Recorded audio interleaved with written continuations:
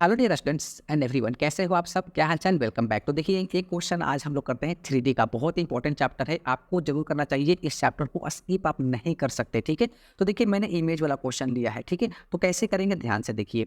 तो let the image of the point this in the plane this is cube, ठीक है? तो सबसे पहले मैं इतना जो पढ़ा उसको मैं लिखता हूँ, देखिएगा ध्यान से। ये क्या लिखा गया, ठीक है? इसको हटाइए। तो देखिए क्या होगा मेरे पास, ओह सॉरी, दिस, ठीक है। देखिए एक हमारे पास पॉइंट पी है। मैं आपको एक जनरल फॉर्म बताता हूँ, मतलब जनरल मैं फॉर्मूला बताता हूँ आपको एक इमेज निकालने का। अगर एक पॉइंट गिवन है, एक प्लेन गिवन है, उस पॉइंट का इमेज, ठीक है ना, विथ रिस्पेक्ट टू प्लेन कैसे निकलता है वो बताता हूँ, ठीक है? तो देखिए मैंने x1 यहाँ पे y1 और यहाँ पे z1 एक पॉइंट लिया जिसका मैंने कोऑर्डिनेट मान लिया, ठीक है? और एक मैं यहाँ पे ना प्लेन लेता हूँ, राइट? तो यहाँ पे मैं इसको ऐसे लेता हूँ, यहाँ पे ऐसे लिया और यहाँ पे क्यू लिया, ठीक है? और इसका कोऑर्डिनेट मैंने x2, y2, z2 ले लिया। ये परपेंडिकुलर है। प्लेन का इक्वेशन मैंने जनरल फॉर्म का ले लेता हूँ ना, ये x plus B Y plus C Z plus D equal to 0, right? ठीक है। एंड क्यू क्या है? इस पी का इमेज है, यानी कि मैं यहाँ पे मेंशन कर दूँ कि यहाँ पे इमेज को मैं प्लेस लिख देता हूँ, ठीक है? इमेज ऑफ पी है, ठीक है ना? इसका कोऑर्डिनेट मैंने मान लिया है, राइट? अब देखिए, तो या तो देखिए आपके पास जैसे इस क्वेश्चन में पी गिवन है, मैंने पी ही यहाँ पे लिया है और आपको एक प्लेन का इक्वेशन गिवन है और आपको क्यू निकालना है। कोई क्वेश्चन में आपको एक क्यू दे देगा और ये आपका प्लेन का इक्वेशन रहेगा और आपको पी निकालना रहेगा। किसी क्वेश्चन में पी और क्यू दे रखा होगा और आपको एक प्लेन का इक्वेशन निकालना रहेगा। तो क्वेश्चन का टाइप ऐसे बन सकता है, ठीक है? तो मैंने बोला एक फॉर्मूला बताता हूँ आपको इमेज निकालने का, ठीक है? यानी कि x2 y2 z2 कैसे निकालेंगे। तो देखिए नोट कर लेना आप, ठीक है?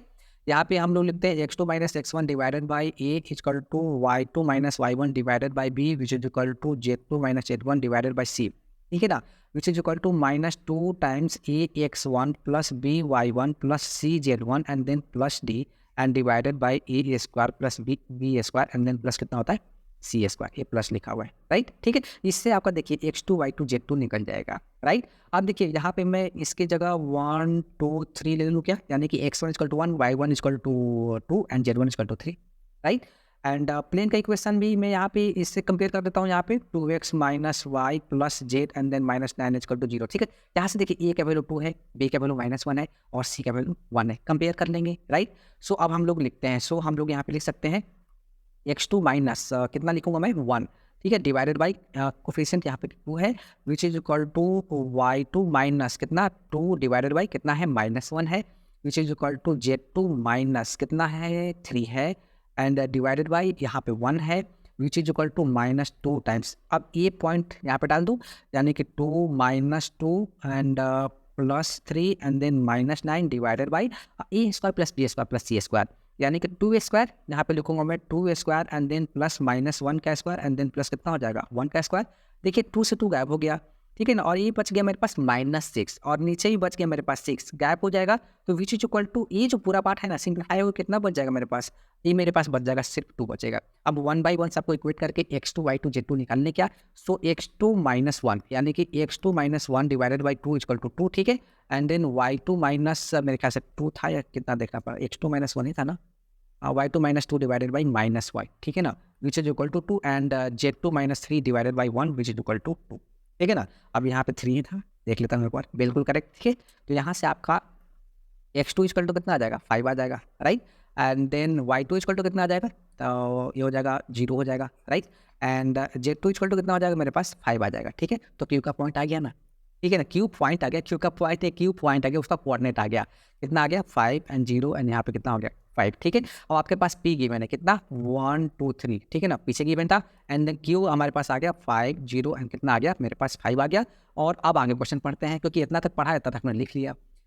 If the coordinate of the point are this then the area of triangle PQR, बिल्कुल आर का एक कोऑर्डिनेट गिवन है 6 10 7, तो यहाँ पे आर मेरे पास है 6 10 7 और आपको एरिया ऑफ ट्रायंगल मतलब PQR एक ट्रायंगल है उसका एरिया निकालना है। वेक्टर का यूज कर लें, 3D पढ़ते हो उससे पहले वेक्टर पढ़ो और वेक्टर 3D जब भी पढ़ते हो ना तो साथ साथ पढ़ो, स्किप मत करना, पहले वेक्टर देन 3D, आपको ईजी कर देगा। और फार्मूला बहुत है ना तो इसीलिए थोड़ा सा टफ होता है फार्मूला, या तो क्या तो क्वेश्चन चैप्टर बहुत ईजी है और स्कोरिंग भी है।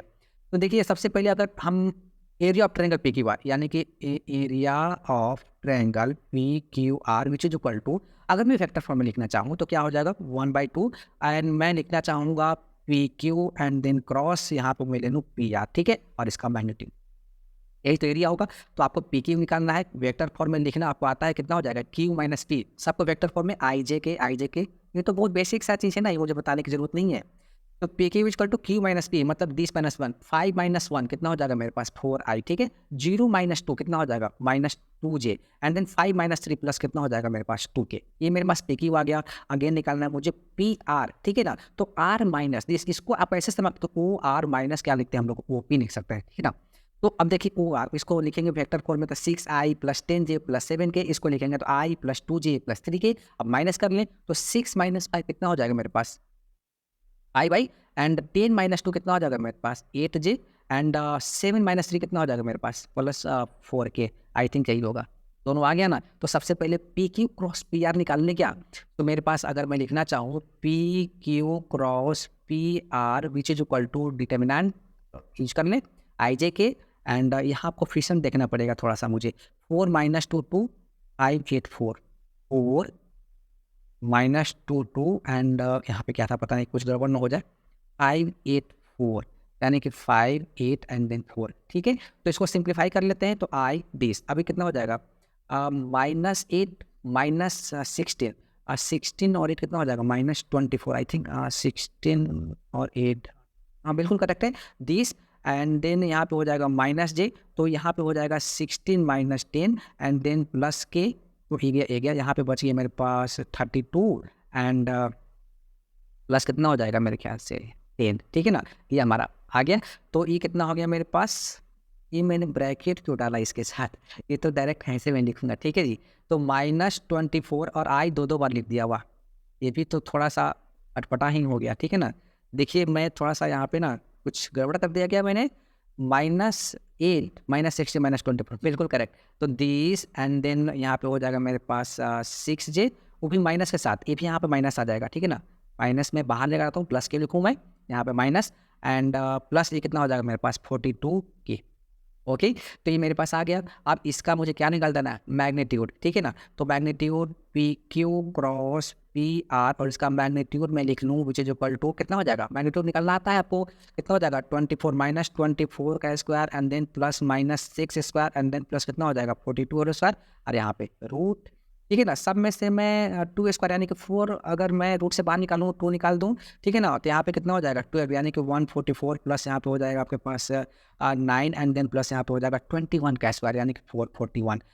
सो मेरे पास आ जाएगा 2 अंडर रूट, कितना हो जाएगा ये 153 एंड 153 प्लस 441, ठीक है ना, विच इज इक्वल टू। सो अब हम लिख सकते हैं एरिया ऑफ ट्रायंगल, जिसको मैं डेल्टा से रिप्रेजेंट कर देता हूँ 1/2 इंटू कितना लिखा हुआ था P Q and then cross कितना पी आर, और इसका magnitude which is equal to, देखो 1/2 इंटू 2 और अंडर, इसको ऐड कर लूँ, यहाँ पे 4 और यहाँ पे 9 यहाँ पे दिस, तो 2 गैप हो गया, मतलब कितना आ गया 594 और इसका रूट, ये हमारा आंसर आ गया। देखता हूँ कोई है क्या 594, यानी कि हमारा आंसर आ गया, ठीक है। तो बहुत बेसिक सा था ना क्वेश्चन, तो एक इस टाइप का प्रॉब्लम आपको आता है। और अब 3D का क्वेश्चन, वेक्टर का क्वेश्चन हम लोग स्टार्ट किए हैं, तो आगे भी कंटिन्यू करेंगे, और भी चैप्टर और क्वेश्चन आपके लिए लाऊंगा। आप प्रीवियस ईयर क्वेश्चन स्टार्ट करने वाला हूँ।